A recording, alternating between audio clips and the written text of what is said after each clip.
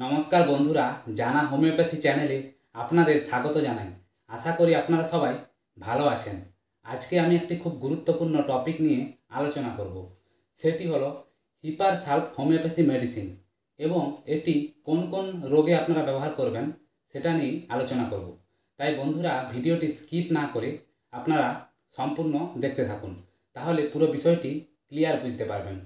এবার টপিকে আসা যায়।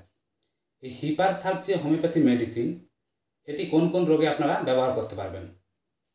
আপনাদের যদি শরীরে কোথাও গ্রন্থি ফুলে যায় তাহলে এই মেডিসিনটি আপনারা খেতে পারেন, তাহলে খুব ভালো কাজ হবে। এছাড়া মুখে যদি মুখ থেকে রক্ত আসে এবং মুখে এবং মাড়িতে যদি ব্যথা হয়, সেক্ষেত্রে এই হিপার সালফ মেডিসিনটি খুব ভালো। ঘাড়ে যদি আপনাদের খুব যন্ত্রণা হয়, ঘাড়ে ব্যথা করে, সেক্ষেত্রে এই হিপার সালফ ওষুধটি খাওয়া যেতে পারে। এছাড়া গলা ব্যথা, আপনাদের যদি গলা ব্যথা হয় এবং তার সঙ্গে যদি কাশিও হয়, তাহলে এই হিপার সালফ ওষুধটি খুব ভালো কাজে দেয়।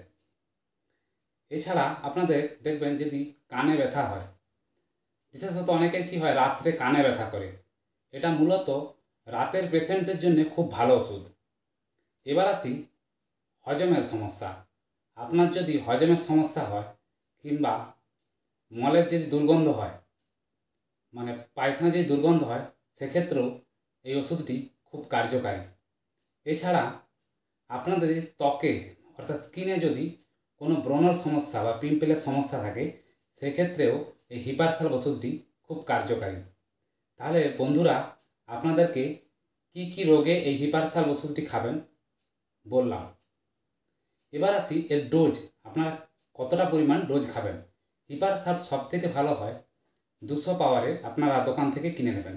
হিপার সালফ 200 যে কোনো হোমিওপ্যাথি ওষুধ দোকানে এটি কিনতে পেয়ে যাবেন।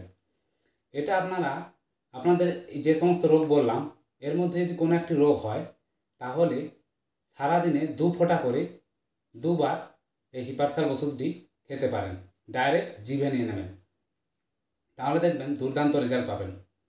এবার যখন আস্তে আস্তে রোগটি নির্মূল হয়ে যাবে, তখন ওষুধটি বন্ধ করে দেবেন। এভাবে কয়েকদিন একটু চালিয়ে যাবেন। আশা করি বন্ধুরা ভিডিওটি বুঝতে পারলেন। যদি ভালো লেগে থাকে প্লিজ লাইক, শেয়ার এবং সাবস্ক্রাইব করে দেবেন।